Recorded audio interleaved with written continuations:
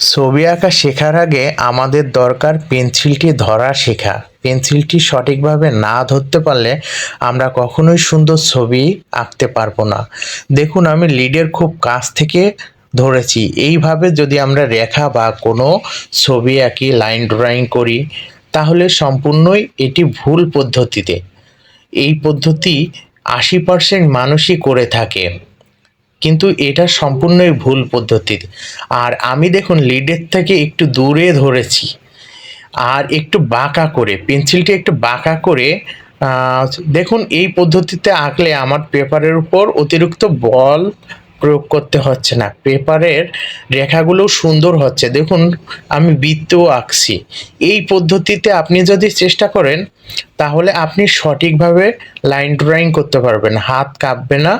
তাহলে আপনি face art করতে পারবেন। এটাই আমাদের ফেস আঁকার প্রথম ধাপ।